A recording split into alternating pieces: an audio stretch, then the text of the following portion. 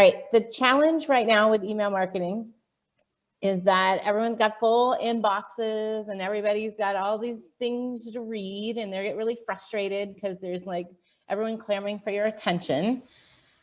And this was really, who saw this during COVID, right? When it was like, you know, we all got a million emails from everyone that we did not realize that we were on their email list. And it was like, what the heck is going on over here? And so that sometimes might make you think that paying attention to your email is like not worth your time, or that you should put your energy into like social media or into some other efforts. And if you thought that, you'd be wrong. And that's what I want to open your mind to today. And first, I have a question. I always ask this question when I talk. Like, show me your hands. Who has checked their email? We'll say in the last 3 hours. Yep, every hand up for sure. How about maybe in the last, how about right before you got on this call? I know I even was doing that, right? I'm not going to ask if anyone's checking now because nobody should be checking. We don't want anyone to know that if you are.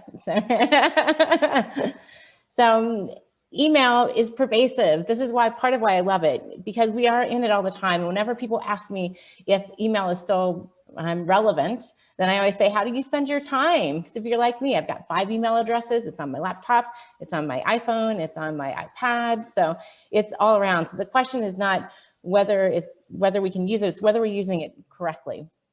And the pervasiveness of it is why Tim Ferriss, how many Tim Ferriss fans do we have in here? Like 4 Hour Work Week. Many people know him from 4 Hour Work Week, from his podcast. He has like the most downloaded podcast of all time. I know him as my future husband. He's not aware of this yet, but I put this out there in the universe, right? Rachel, we're doing the affirmations out there in the universe. Someday he will find his way to me. Okay. Anyway, Tim, with all the books and all of that, still says that email broadcasting is the most reliable broadcast delivery method. So if it's good enough for Tim, I say it's good enough for all of us who are building our empires. So the other place I like to start is the why. Why do we care about email? And I like to think about email versus social media as social media is like that billboard on the side of the freeway that you hope the right person drives by at the right time. You hope they look up and you hope they take it in, versus emails like that phone call. So you know you're getting directly to your person. And more importantly, you own your email list. No one can take your email list away from you. The social media platforms, those algorithms, they change all the time. And when they change, your audience could just go away and there's nothing you can do about it. But no one can get between you and your email list. And this is, I think, why we saw all those emails when COVID happened, was because, you know, there were executives who were like, what do we do to get the message out? Did we post it on all the social media? Yes. Do we have their email? Let's email them. Let's make sure we get directly to them. They could have executed that a little bit differently to make the message heard a little better, but we'll talk about that later today. Now, some people think this means I don't like social media, and it's not at all that I don't like social media. I really like social media. I just like it in addition to and not in place of your email. And just to drive this home with some real facts, a couple of things I like on this chart to look at is first, email. Let me move my thing so I can see all these. First online check of the day, 58% email, 11% Facebook. Prefer this for permission-based promotional messages, 77% email, 4% Facebook. And made a purchase as a result of a marketing message from this channel, 66% email, 20% Facebook. So not that it doesn't work, it's just that you want to be mindful of which platform you're using for what. We all know this saying, right? People do business with those they know, like, and trust. And I posit that email is the best way to build that know, like, and trust factor. And here's what I know. Here's why I say every time I send an email, something happens, because when you email, what I've seen as the actual results that come from email are increased revenue in my business. 55% of my revenue from my business came last year from my email list, and I rarely make offers to my email list. I also got speaking engagements, and I got referrals and more clients. In fact, yesterday I was on a strategy session with a potential client, and he said, LeAnn, you know, I don't read many people's emails, but I keep reading yours. And I figured I'd call you to work with you because there's a reason I keep reading yours and not everybody else's. He goes, I don't even go look at other people's website, but you sent an email asking me to go look at your website, and I did. And then I bought your book. I don't even know if I need your book. I just like you and I had to buy it. And now we're talking about him moving forward in the process. He's been on my list for 6 months. So he's been following. So it's all these, like, it's a little garden out there, and you're just over there nurturing your garden all the time and letting those blooms pop up when they're ready. Super, super quick little bit about me. I have produced more than 100 virtual events. I've added hundreds of thousands of emails to my clients' lists. I'm an attorney. I don't know if you knew that, or no, we talked about this in Denver. That's right. And I've been in my current business for 10 years now. And I got my start in the whole email marketing world. I can't remember if we talked about this, Connie. Not everyone knows this. I was the first person to do speed dating outside of the Jewish community. And I used to have the largest speed dating company in Southern California. And this is how I got my kind of first foray into email marketing. See the power of it, because we would send out our event calendar and our events would just sell out.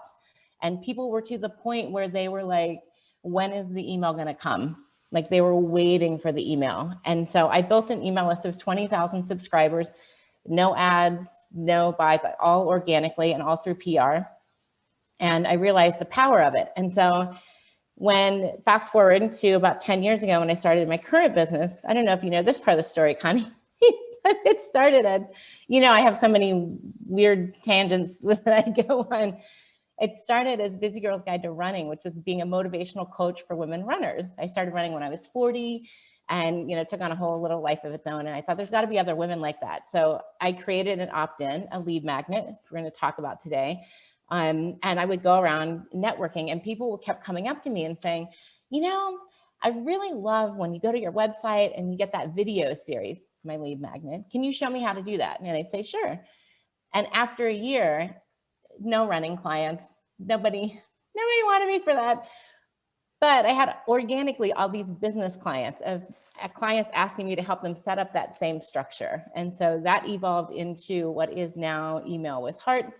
And what it looks like is helping clients build, grow, and nurture their email list. So I do live in Chicago. I am a runner, still a runner, somewhat depends on the day. Also a triathlete, and I have a really fun Ironman story. If anyone knows what the Ironman is, I am an Ironman finisher, and I got a crazy story about that, which we can chat about sometime. Yeah, thank you. It's a tat to prove it. Okay. Today, what we're going to talk about is my Email with Heart structure. This is kind of just the lens with which I look at email. And we're going to walk through each one of these steps. And then I'll take your questions. So I want to make this as relevant to you guys as possible. So I love, love, love, love, love questions. So get them ready. The H in Heart is for how, and this is how people get on your email list. And I used to not talk about this, by the way, because I used to think, obviously you need to get permission to put people on your list. And what I found is, nope, not so obvious. So how many of us have been to the networking event and then you pass out your cards and then suddenly you're on somebody's email list? That was not your intention of passing that card. Or here's the other thing that is very popular. Someone scrapes your LinkedIn email address. There's a way that you can download first-degree contacts and then they just add you to their email list. Not at all while I connected to you on LinkedIn. That's super annoying. Or here's the other one that I see happening a lot lately. You're in a one-on-one colloquy with people, just a direct, let's talk about this, let's talk about that. And then they take your email from that colloquy and add to your list. Again, not my intention. Not only annoying, also illegal, because it's a violation of the Can-Spam Act. And so now I know it's kind of like, I always say the cops aren't going to be like, ma'am, stop emailing. They're not going to come knocking on your door. But the challenge is people who are doing that, we have this know, like, and trust factor. Those people but you don't like them or trust them. So you're not going to become their client. So it's hugely important. Also important from the technical side, for your deliverability. And if you get enough spam complaints of people complaining about that, your email platform can actually shut you down and prevent you from emailing anyone, even those people who really did opt in. So super important to pay attention to that. My mission here is to, I love this quote, when you know better, you do better. My mission is to help people know better so they can do better. Because I think there's a lot of people out there who just don't know any better, or they've been taught really terrible practices by others. So All right, so the permissive side, how do you make it permissive? And that is through your lead magnet or freebie. I'd like to call it a freebie. This is the structure that I recommend setting up. So you'll notice across the top is all the different ways, like speaking and networking, social media, outreach, contacts, all the different ways you can get to your audience, funneling everyone over to what I call a permission page. Some people call this an opt-in page, a registration page. Got information about your lead magnet. People enter their name and their email. Two things happen. One, you get sent right over to a fulfillment page. So you get the content right away. And second, your information gets passed to your email platform, and that triggers a welcome series. I recommend 3. And then after that, people get on your weekly or biweekly email list. So this is the structure. And what I want to hone in on is this permission page / lead magnet. All right, ideas. I'm going to show you a bunch of different ideas. And what I want to do is just inspire you to the thing that, first of all, they come in many different forms. And I find sometimes entrepreneurs get caught up in like dun, dun, dun. This has got to be the most amazing piece of content I've ever created in my life. It has to be perfect. It doesn't have to be perfect. It just needs to be done. So sort it out, sister. Let's get something moving, because you can always tweak it and play with it and create more. So I want to just open your eyes to what you have, and also think about things that you might already have. So, all right. One idea, I had a email with heart starter kit. This actually, each of the components could be a lead magnet. Video series that this is my old branding. I need to update all of this. And then can I add this email to my list infographic? So I think I have that one next. Let's see. Yes, the infographic. Infographics are a fun lead magnet. This one came from, I had kept having these conversations with people about, can I add them to my list? So someone would say, well, I'm in a membership and I got the directory of all the members. Can't I just add those people to my list? No, you cannot. So I kept having that conversation. And so this infographic is just a way of visually showing when you can and when you can't. So that's a tip. One way you can think of what content do I want to create is to think about what are the questions that I get asked a lot, or what are the conversations that I have a lot, or when I tell someone what I do, what are the things that we end up chatting about? Because that means that the question or the content wants to be out there. And so this is a way, that's a reason for you to put it together in a lead magnet and deliver it. Checklists are fantastic. One thing that's really cool about a checklist, I'm a summit producer, so this is my ultimate summit checklist. And so what's great about this is someone can take it and they can go produce a summit, or they can take it and they can go hire someone to produce a summit, or better yet, they can go, holy cannoli, that looks like a lot of work. I want to hire LeAnn. She seems nice and she gave me this checklist. She must know what she's doing. So part of the nice thing about a freebie or a lead magnet is it will create the next problem. It'll get in the mind of the person, what is the next step? And then you're right there to help them with the next step. I have a client who's a dating coach, and she does a 3-part video series, similar to what I did with the running thing. And she has, look at her great call to action here, how to attract a quality man in less than 6 seconds. Who wants to know about that? So it's right. So it's a great series, and she has a theater background, and so she loved creating these videos. So it was really organic to her and how she shows up, and even to her brand, Star in Your Own Love Story. So doing videos and vignettes made a lot of sense for what she's doing.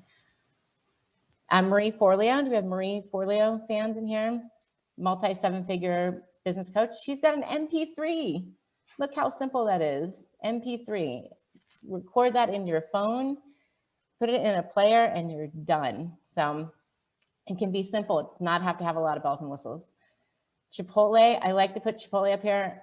Yes, I do like Chipotle, but also because it's really a big old lead magnet. Rewards programs are a big old lead magnet. It's just an exchange. I like to think of it as just a nice exchange for your email address. I'm going to get a free burrito. I'll give up my email address for that.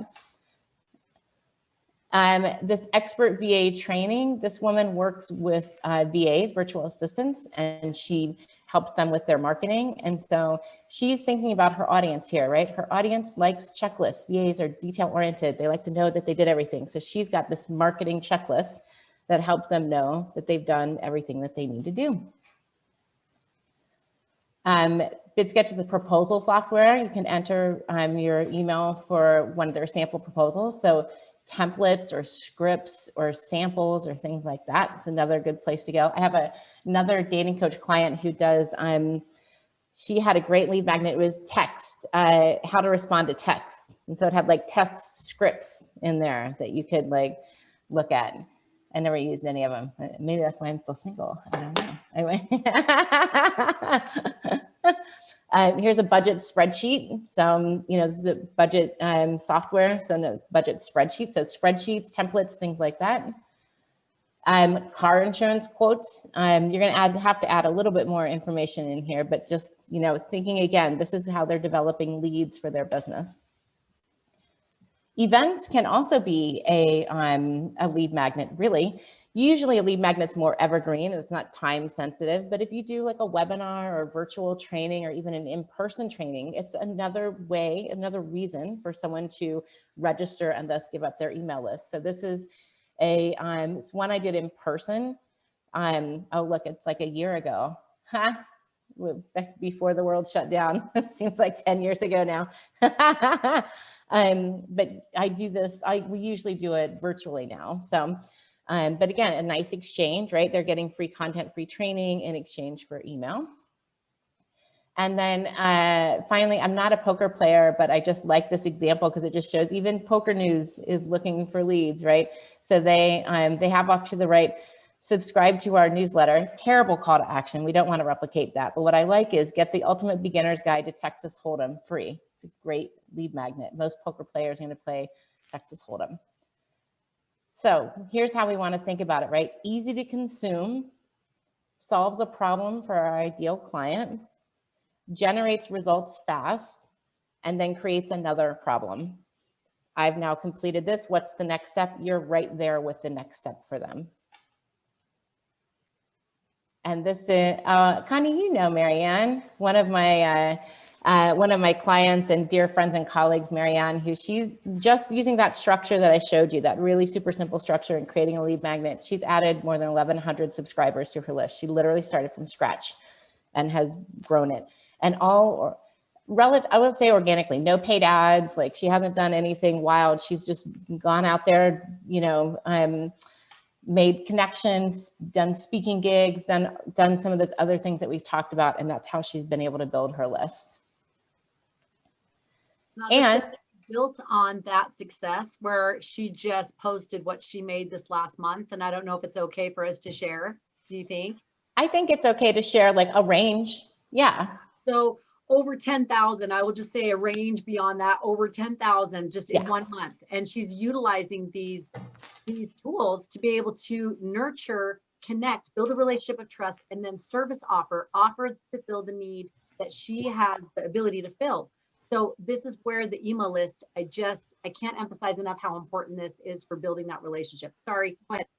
No, that was perfect, Connie, because yeah, she will say also that she built that and cultivated that income from her email list, because it's the main driver of what she's doing. So perfect. So here, what do you know? I might have a lead magnet for you to show you the example in real time. This is my email with heart assessment. It's a assessment that you just go through very quickly. It looks long, it's very quick, I promise. And you can just check off the points of how many things that you're doing. And a lot of it walks through this email with heart structure as well. So you can kind of see the application of the email with heart idea. And if you want it, just direct message me here in the chat. So open up the chat, type to LeAnn, and just give me your email address, and then I will take care of the rest. So and this is, again, the cool thing is, well, I think it's cool. As you can see in action what I'm talking about, right? So you can see what the lead magnet looks like. You can see how it gets delivered. You can see what that welcome series looks like. You can unsubscribe at any time. There's a link at the bottom of the email, and I won't be offended if you hop on and hop off. All I really want is for you to learn and take these tools and do whatever you can with them. So cool. All right. So yeah, just direct message me in the chat and I'll take care of you. Okay, the E in heart is for engaging content. So this is thinking about how do we want to What do we want to be sending out to our list? I like to think of this as that farmer's market stand, right? You have variety. One of the reasons people tune out from email messages, and I just think about in your own inbox, right? There are emails that are not client related, that are not urgent, they're not Amazon orders, and you are opening those emails and you're reading those emails. And why are you opening and reading those emails? Usually it's because there's good variety and there's great content in there. There's something that you want. There's something that inspires you. There's something that you know will help you on your path and your journey. So I like to think about offering the different things, right? Because we start to tune out when we notice that it's the same message all the time. So think about invitations. Can you invite clients to virtual events, to trainings? Can you send tools or things that you use that you know your clients will want to use? Are there great quotes, inspirational quotes you can put out that will inspire someone? Talk about why it inspires you, what it means to you. Or affirmations. Rachel, or what you were talking about at the beginning, right? You could send, saying, here's a template for how to do affirmations. Here's why they work. Here's the science behind it. Here's the results I've seen clients see with it. You can do client profiles. You can also do a subtle way to sell is after you host an event, if it's like you have a signature event. I just did my lead machine weekend, which is where we put all this together, by the way. So the week after lead machine, I always send an email that I call a brag message. And I just say, hey, I just held this 3-day weekend. It was amazing. Here's what happened. Here's the results we generated. And I pull quotes from the testimonials that I got from the clients who attended.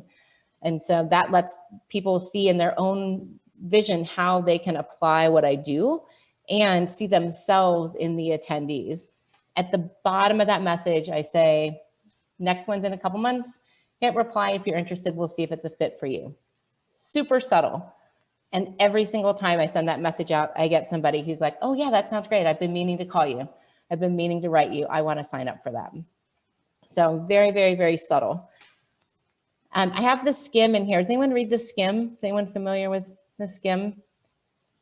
I think I'm the wrong market because it's really for millennials, but whatever. It's like a daily news digest, kind of just tells you what's happening. I don't watch news. I don't really get in all that muck. So this is kind of a light way for me to stay on top of what's happening. And the reason I include it in here is because about a year ago, Marie Forleo interviewed the founders of the Skim and talked to them about why they decided to do their platform deliver through email and not through social media. So it had a lot of great insights and nuggets around why email was more powerful than social media. So it's like 2 third-party endorsements of my point of view. I loved the interview. I pulled quotes from it, and then I put a link to the interview in my email, and that was it. Pull a couple quotes, say why I like the Skim, say why I like Marie, go listen to the interview. Super simple content that was really relevant and valuable for my audience and didn't take a lot of time for me to do. This is the other thing that I see a lot of people doing. They get really caught up in like, it's gotta be like this crazy, amazing email, and you can keep it really, really super simple and look for content ideas all around you. And also leverage your content across all your platforms. Even if somebody follows you on all the platforms, no one's gonna be like, well, I don't know, you said that on Facebook, why did you post it on Instagram? Nobody's paying that close of attention. Or I'm gonna end that in the email. I can't believe you posted it on LinkedIn too. Nobody's paying that close of attention. And if they are, maybe the second time or the third time they see it is when they go, hey, I need that. And then they reply to the email. So leverage it. You can massage the language and just use it across all of your platforms. So again, you're not thinking about how do I come up with 10 things for 10 different platforms. Let's make life easy. In your email, ooh, Connie, I'm paying attention to time, I promise. You want to have one call to action in your email. And by this, I mean the call to action is basically what you're trying to get them to do. Go watch this interview, click over here, hit reply. You want to make sure there's only one. You can have more than one link to the same action, but just trying to get them to take one action. And that's because that concept of the paradox of choice. You give too many choices, they choose none. And I've tested this with multiple links where if you, even 2 links, even 2 different calls to actions will make people take less action overall than if you just have one call to action. So, and be sure to mix up your call to action, because here's the deal. If you're always like, book a session with me, then it starts to feel a little bit disingenuous when you say, my schedule is tight. I charge $200 for my time. And it's like, well, every freaking email I get from you though says it's free and I can get a link. And people will start to tone out again. We don't want them to do that. So click this link to check this out. You can do a calendar link, nothing wrong with that. Just make the case for why they should make time with you. Or try the hit reply and let me know if you're interested. Hit reply and tell me what you think about this. Go to this post and comment over here. Just mix up what you're asking them to do so that they end up taking more action overall.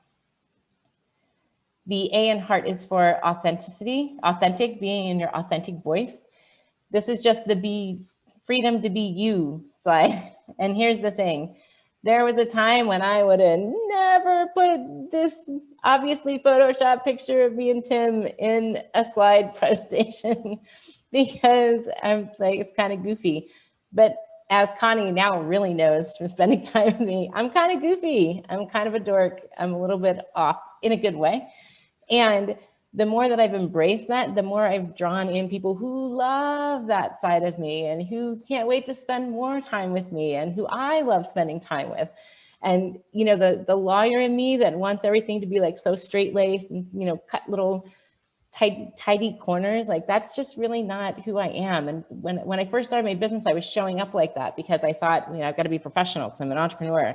And the truth is, if you can just be you, it's easier, first of all, and draws in way more fun clients. So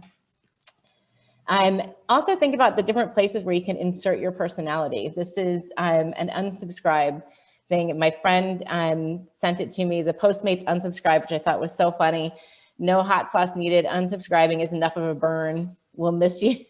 I think it's just hilarious. Sending people off with a smile. And so my unsubscribe page has the New York City sign guy holding a sign that I 1,000 times agree with. Stop sending confirmation emails when I unsubscribe. I think that's so annoying. So, even when people are unsubscribing, you have a little bit of personality in there and send them off with a smile. It's okay. We'll talk about unsubscribes in a minute. This is why I want you to be really careful also of forms or templates that you buy. It's really sometimes, what's the word I'm looking for? Like you want to grab that so you're not starting with a blank slate, and I understand that, and really make sure you go through and massage that language so it sounds like it's coming from you. Because if it sounds too much like a template or like it's not you, there's something feels off and your audience will not respond, and they'll in fact start to tune out from you. Speak to one. This is, I like the idea of thinking about it as like a conversation or like a letter when you're writing, like getting your ideal avatar in your mind and then writing just to that person so you really connect with that person. All right, the R in heart is for regularity. This is to pick your interval and roll with it. And everyone asks me like, what's the best date and time to send email? And I say, it depends. It depends on how often you want to write, how often they want to hear from you. And it should be at least twice a month, at least twice a month. If you wait a month, a couple things happen. First of all, so much time passes, people forget who you are and why they signed up and what this is all about. Secondly, sometimes when people send it monthly, they do a newsletter because they feel this need to put all this content out there. And then that ends up getting like overwhelming and people don't read through the whole thing, or they do the worst part. I'll come back to that. Nobody's ever gone back to it. Nobody ever goes back. So break it up, keep it really simple. You can email a little more often with shorter content, and that will keep your audience engaged and reading your emails. And Tim does 5 Bullet Friday. I like this once a week. Notes from the Universe, that's Monday through Friday. It's daily, but it's super, super, super short. The key here is just to connect with your audience and understand what makes the most sense for them. And this is why when all those COVID emails came out and we were like, what is happening? If they would have stayed and connected with us in between, emailed us more than when we first signed up, we might have been a little more open to their messages, but instead it just felt very abrupt. So this is one mistake I see a lot of people make. They do what I call ghosting their list. which is where you send an email, like when they sign up, that's the COVID thing, right? Send an email when they sign up and then like never call them again. Or worst part is you booty call the list.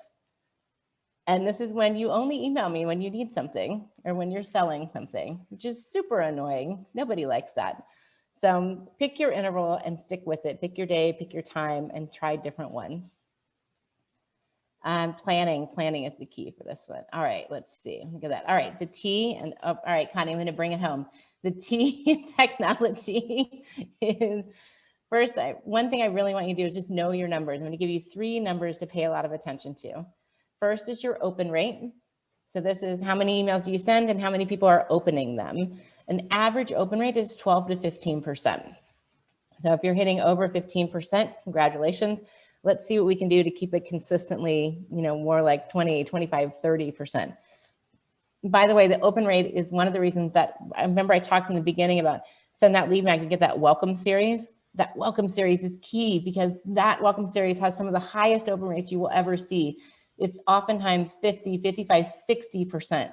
So that messaging is really, really important. It's when people are really first connected to you and to what you're doing, and they're really paying attention to that series. So there's your open rate. One thing you can play with on your open rate is your subject line.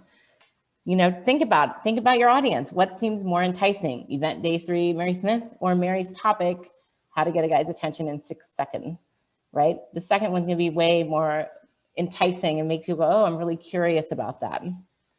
I like to say, sent from the same person, one is just a whole lot more attractive. All right, the second stat to look at is your click-through rate. So this is how many people are clicking when you say, go check this out, go look at that, go register here. How many people are clicking on that link? A good click-through rate is like 4%. If your click-through rate is below 4%, I would just look at whether you're making the case in the email for people to actually click on the link. And if not, then you can make some adjustments to your language. And then finally, the unsubscribe rate. And for the unsubscribe, we say, bye, Felicia. It's okay. Let them go. This one hurts. This one's hard. I do this for a living. Every single email, I swear I will still go and go, who unsubscribed? He didn't want to hear from me anymore. And it's okay. It's better for them to unsubscribe and get the heck off your list than being the dead weight. Dead weight actually makes your deliverability go down. I'm not even going to go into all that, but having a lot of people who you mail to that don't open actually hurts your ability to get to the people you really want to get to. So when people unsubscribe, that's cool. Let them go. Let them find someone that they resonate with and let them enjoy that. And that's cool if they're not for you. It's all right. No big. All right. So HEART, that's our email with heart. And I'm going to, do I have 30 seconds to tell one more little, okay. I will go the bonus. We kind of talked about these, but I like to bring them home. 4 reasons people don't open your emails. And this came from a conversation I had with someone who was like, well, I don't know, LeAnn, like I have all these emails in here and phone and, I don't know, I'm not going to open them. Why would I open yours? And I was like, I know why people don't open emails. First is that variety idea, right? If it's the same darn thing all the time, they're not going to open it. Second, if you're selling to them all the time. I've been on a lot of email address lists because I watch what people do in the industry. I get off a lot of emails because even though I'm just watching them, they drive me nuts with the sales all the time and with the, coming at me like I'm just a number and they're just trying to hit their numbers instead of actually serve me. If they ghost their list, you don't hear from people enough. And then finally, if there's a mismatch. And this is like if there's whatever you're sending doesn't match for what they want. So like, remember I said at the beginning, I was Busy Girl's Guide to Running. So I had built this email list of people who wanted running advice, not business advice. So for a while I made I kind of did both, right? Why running a marathon made me a better entrepreneur, how entrepreneurship helps me with my Ironman training. And I kind of crossed the list. And then at one point I was like, this is silly. I'm not going back to the running thing. Let me just let these people know. So I sent a couple of emails to the running folks and I just said, hey, look, I've changed directions. Here's why, here's what's happening. We'd love for you to continue the journey with me. If you don't want to, please unsubscribe. And if you stay on, no, here's what's coming. And it was really frank. Here's what you're gonna get. There are people who are still on my list from way back when I started this. And there are some people who just checked out and they were done. And that's cool, man. It wasn't for them, but I let them know that instead of kind of forcing my agenda onto them. So, okay. Whew, all right, that was a lot of information. Hey, you rocked. You went right through that. And I love the fun slides. Oh my gosh, I'm so done with boring slides. So thank you so much. They were wonderful. So we had a question earlier. I just want to jump off with that one. And I think Yeah. from Jen. And I wrote it down. Oh no, in all my notes. Jen, do you want to just say what your question was? Because I wrote it down and now I can't find it. The one that I typed just now? No, the one before. Oh, snap. How many, somebody typed, was it Lamira? How many lead magnets do you have at one time? And then did you type one? If you just type one, we'll do that second. Okay. That's a great question. And, you know, kind of, there's a couple of different ways you can slice and dice it. I probably have a total of 10 different lead magnets. There's probably 3 that are, I would call active at any given time. So if I speak to when I speak to a group like this, I offer the email with heart assessment, which is a brand new lead magnet for me. If I speak about summits or things like that, then I offer that summit checklist. I have a revised version, which I realize I need to pull up, but I speak about summits. Sometimes I'll speak about list growth, and I have like a 3 best list building tactics lead magnet. So I have a couple of different ones depending on what the focus area is. And also because I just test. Honestly, I had that email with Heart Starter Kit, and that was a nice conversation piece, but I realized it was not driving in the people because it didn't meet hilariously the criteria that I suggest, right? It didn't solve a problem. It kind of did, but whatever, you had to search for it. It wasn't easy to consume. So that's why I created the email with heart assessment, because I thought, oh, that will walk people through and get them to understand how I can help them and give them some ahas. So yeah, multiples. Go ahead. I love that. And I think if I can piggyback with that, I think it needs to make sense. Like whatever it is that we're sending out, we're trying to qualify people so that we make a match. We're not just trying to get something out and someone to open it. We're trying to dial down to get exactly our audience avatar. So it's not even selling, which is there's the need, we're filling it, and it's a total beautiful match and everyone's happy. Yeah. So I love that. Jen, and go ahead and ask it now. Oh, go ahead, LeAnn, sorry. I was gonna say it's important also to just connect it to the service you want to offer, right? So the Summit checklist is designed to feed into my Summit production business line. The lead machine or the list building tactics or the email with heart assessment is designed to have people say, oh, I need this structure in place, which my lead machine weekend answers.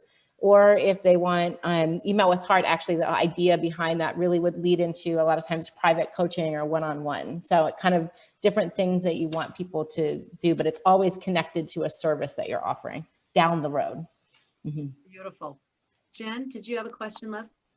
Yeah, so do you have different newsletters going out for all of your different niches, or can you have one newsletter that hits on different varieties and topics? It's a great question.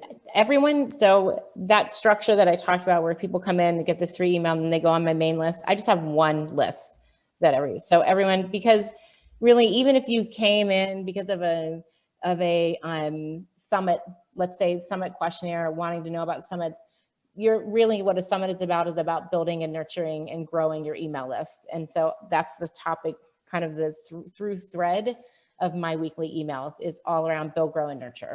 So yeah, it's close enough. Mm-hmm. Love that. And I think it simplifies things. And like you said, you can add in content that reaches those different aspects as you go, and that keeps that variety. Totally. Wendy Christensen, do you want to ask your question, love? I was just wondering, like maybe it's subjects when you put subject lines in, but to keep things out of promotions, you know how like, for example, Gmail will do primary and social and promotions, and it seems like a lot of things will just fall into promotions. Like I don't read my promotions hardly at all. Yeah. But if it gets into my primary, I'll read it more. Does that make sense? Yeah, it totally makes sense. Gmail, man, I have a feisty relationship with them. Like, who gave you authority over my inbox and how to organize it? I turned those darn folders off so fast. So part of it will be, first of all, there's some black magic to it that I don't even know, that I can't speak to. It's kind of like the social media algorithm, right? Part of it is looking at, you know, if you've got, hey, free, blah, blah, blah, you know, if it has that kind of what I would call the cheesy sales stuff, those are things that definitely get you into that promotions tab. And then the other side of it is just looking at how the, what do I want to say?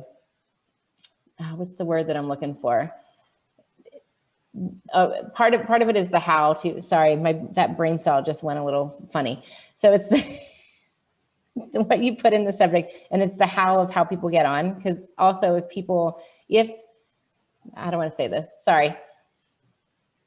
Part of this answer filters back into that whole conversation that I kind of alluded to about the deliverability, right? So if people are marking you as promotion, moving into the promotion folder, if people are marking you as spam, if people aren't opening your email, there's a higher likelihood that Gmail and some of those other ones are going to put you in the spam filter or put you in the promotion filter.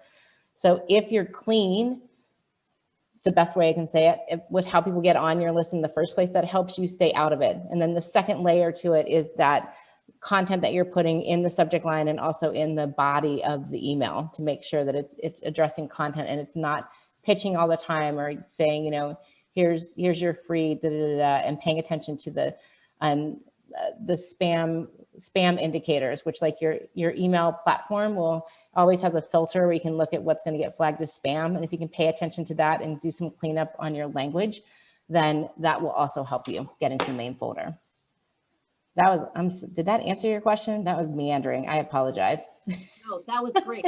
That made it clear as to why it's going in there in the first place, because I've never understood that, how some of it ends there and some of it doesn't. Yeah, and I'm actually going to do a whole training on deliverability and factors with that. So if you stay on my email list after you get the email with hard assessment, then watch out for that, because it's I'm just picking which expert I'm going to have to highlight that, because there are a lot of factors that go in with it, and there are some things you can do to make sure that your messages are actually getting to the people that want to get them.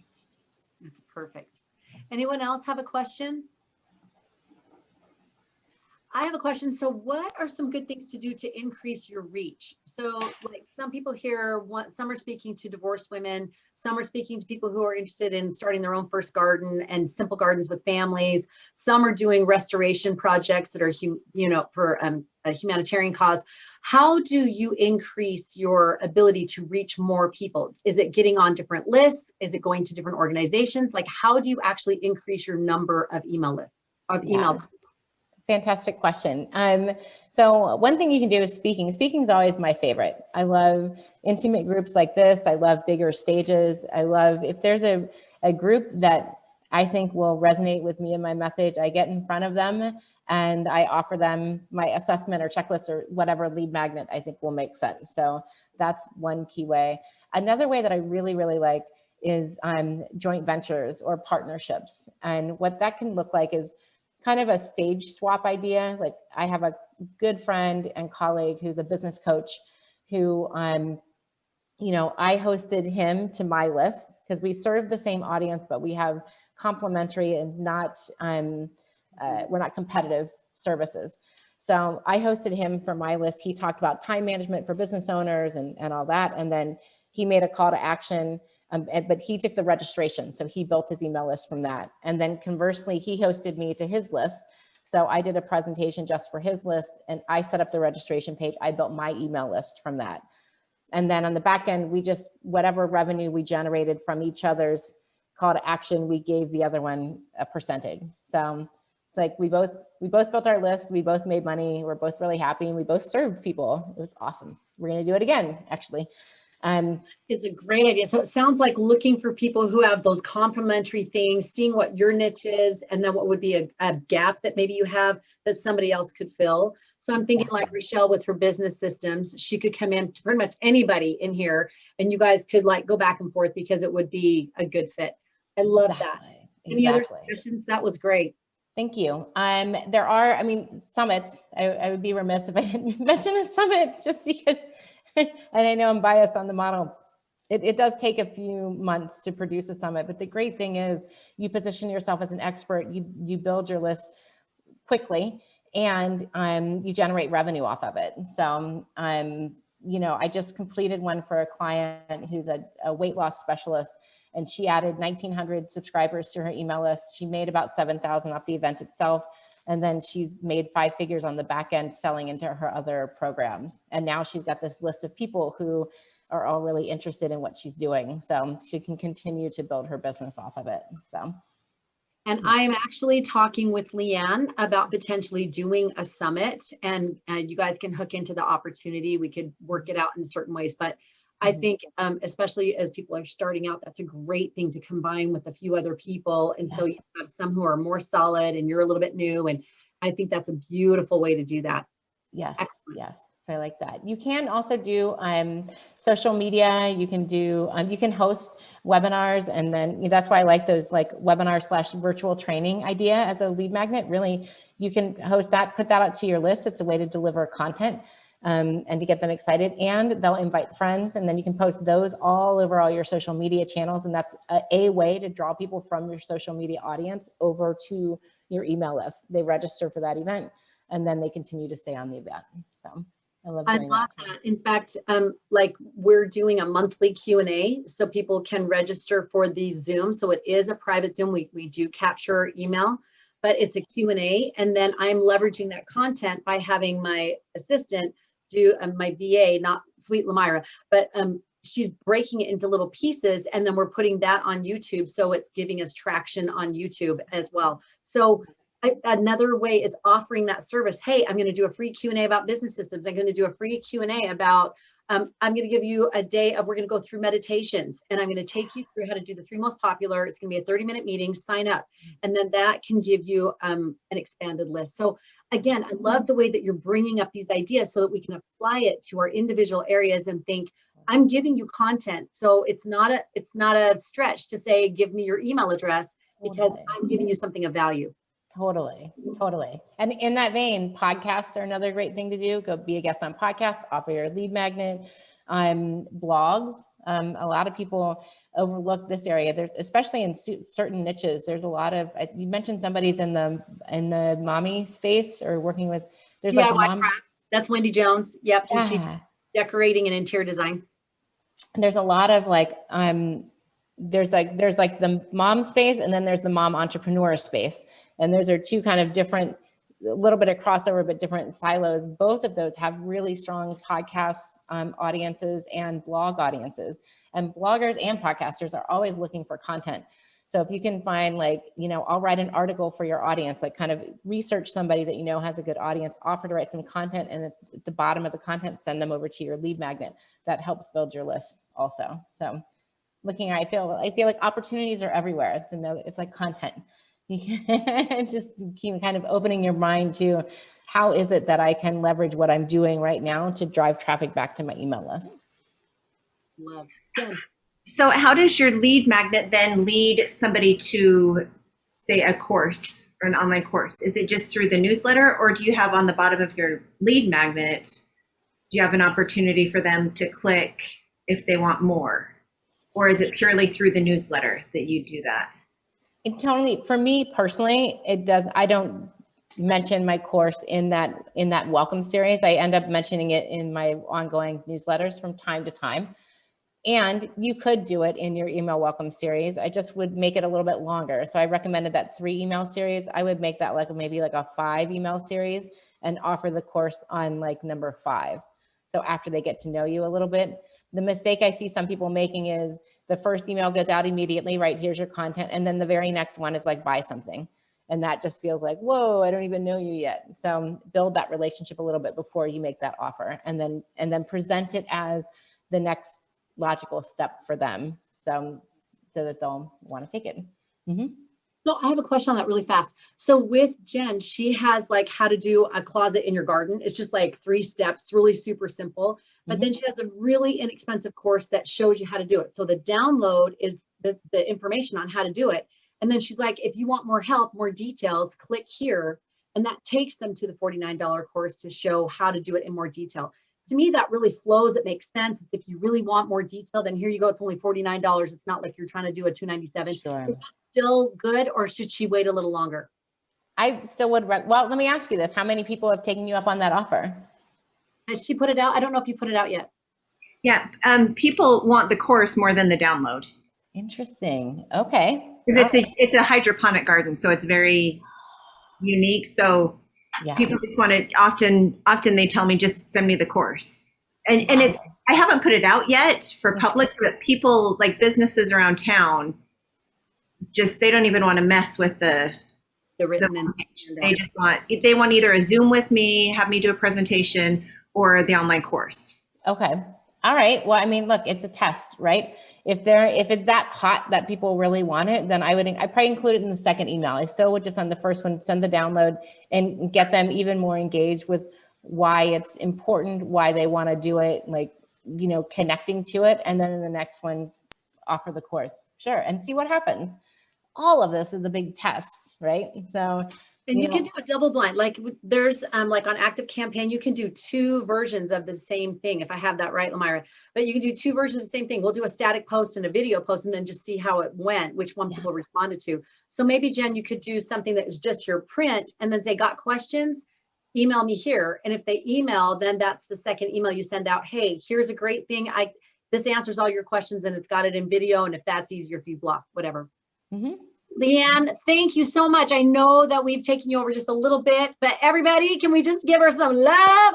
Thank you so much. You have made this fun and easy. I don't know about you ladies. Was that just like easy to understand, easy to see what she was doing and the pieces we need to have in our weekly emails so that we can engage, build that relationship, just and let them know, hey, I'm not a weirdo. Well, but I'm like a nice person. You want to hang with me.